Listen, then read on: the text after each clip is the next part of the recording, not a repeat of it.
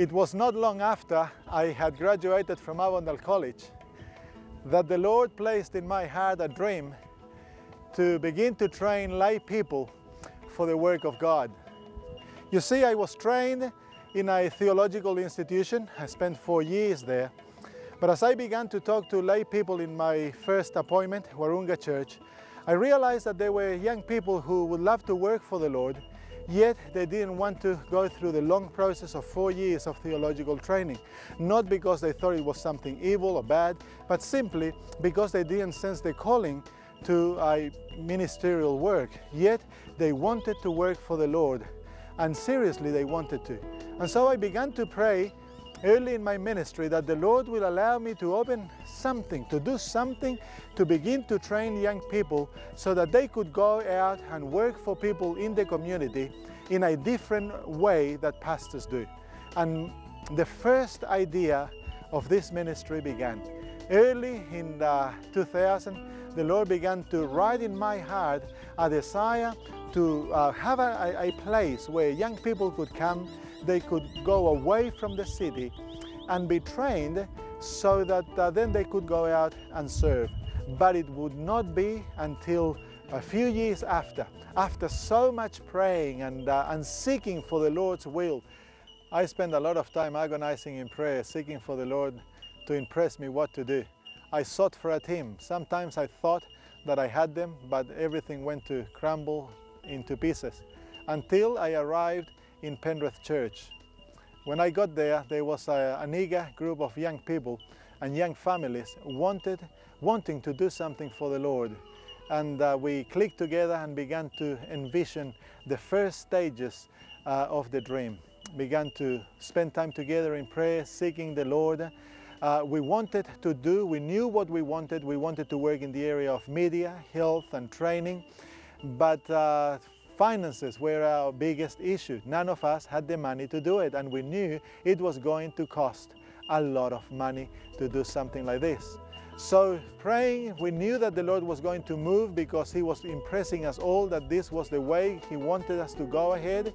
Yet none of us really knew how we were going to do it until a few years ago we had the great opportunity of meeting with David Gates. He came to our church, spent a weekend with us. And as we heard his sermons and we conversed with him personally, we realized that the Lord was showing us the way He wanted us to move ahead, and we made the decision. But anyway, within about 30 seconds after we had prayed, because we needed to get home, we saw this car stop up the hill, turn around, come back, and a guy jumped out and he came down towards us and he said, "What's up, mates?" And we're like, "Oh, we just ran out of petrol." And he's like, "Oh, okay, just wait on a second." And he ran back to his car, got a jerry can out, brought it down, put it in our car. He said, "Oh, this is the business petrol, it doesn't cost me anything," or whatever. And then put it in the car. The decision was made. We were going to move ahead by faith. Quickly we decided in prayer and meditation that our ministry was going to be one that was going to trust in God and not in finances. So we made the decision that in order to get funds, we would not ask for money, we would not tell anyone our needs, we would not depend on people, but we would depend absolutely on God. That year, the Lord opened up the opportunities. In the middle of the year, He provided $50,000 for us to buy camera equipment and editing equipment to start recording at church. Then the Lord opened up the opportunity for us to move into a property that we were going to lease from a member of the Adventist Church. And joyfully we moved in September of that year to begin training our first lot of students. The principle was going to be applied. We would not charge our students. We would provide for them free accommodation, free tuition, and also free food for them. Now, as the dream began to be formed, None of us had the experience, but all of us were filled with faith and vision to know that God was going to move ahead. Now today we can say that the Lord has been faithful to us. The ministry has been going for over a year, and in every single area of our ministry, the Lord has provided abundantly. And today we can just rejoice, praising God to see that here in Australia, God is fulfilling the work through a ministry that supports the church through faith and just simple reliance on God. There's a story.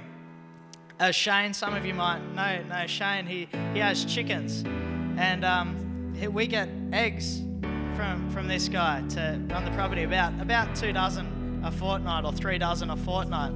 And we went on holidays around Christmas and New Year's, and his chooks stopped laying eggs, and he was getting a bit, you know, why these chooks stop laying eggs? They haven't stopped laying eggs the whole time I've had them. I'm going to get rid of these things. And his wife said to him, maybe it's because the boys have gone away, and they're the ones that the eggs are for. And he goes, oh, don't be silly. And we got back to the property, and that week later, was it? Yeah, that week. Was it that week, Shane? That very week. 2 dozen eggs. We discussed many names for the ministry, and I had my favorite, other people had theirs. But once we were talking with a friend, and he said, Sam, I was reading Matthew, and I read the verse, a light on a hill cannot be hidden. And I think cannot be hidden is a beautiful name for the ministry, and I liked it because we are here on a hill. We are in the Blue Mountains overlooking Sydney, and the name cannot be hidden. The truth that God has given us as a people cannot be hidden, and as a matter of fact will be the great light that will enlighten the whole world as we approach the end of time. And so Cannot Be Hidden was born as a faith ministry, relying completely on God for all its needs, and God has not failed us. And the Lord has impressed us to move forward in 4 different areas. The first area that was developed was the area of media, by beginning to record and a DVD ministry at church. Then the Lord opened up the doors for an institute of training for lay people, where we would train Bible workers and health workers and mission pilots and media workers. And then the third area of ministry that the Lord opened up through a donation was the area of health, where we would love to have a health ministry, which we would develop wellness centers, not only here in Sydney but around Australia, and where we could treat people for free. And finally was the area of medical aviation. And the medical aviation area is the area that we want to reach both Australia and the South Pacific with mission aviation, so that we can reach the people who are in the outpost places where it's difficult to reach with aviation program. Okay, just a really short one. Very similar story to what Jeff said. We ran out of fuel. Me and Steve prayed about it, and a guy came into the driveway of this house, pulled over, and we asked him, and he offered us fuel. After he offered us fuel and stuff like that, we were like, thank you, left the place. But just last week I went there again, because I have to thank this guy for what he's done. And I rocked up there and I waited there, and yeah, he wasn't home. So eventually I went, I'm just going to leave, and I'll leave the gift there. As I was pulling out of the driveway, a lady pulls in, and I started speaking to her and just saying, oh, hi, how are you, etc. And I was like, oh, is your husband home and stuff like that? And she just goes, no, he's not. Then I started describing him, because she was like kind of questioning, and I was like, oh, he was the tall guy, slim, really fit guy. And she was like, oh, my husband's a short, stocky man. And so, and then it kind of clicked to me, could have that been an angel that we saw that day, because she didn't know anything about this other guy.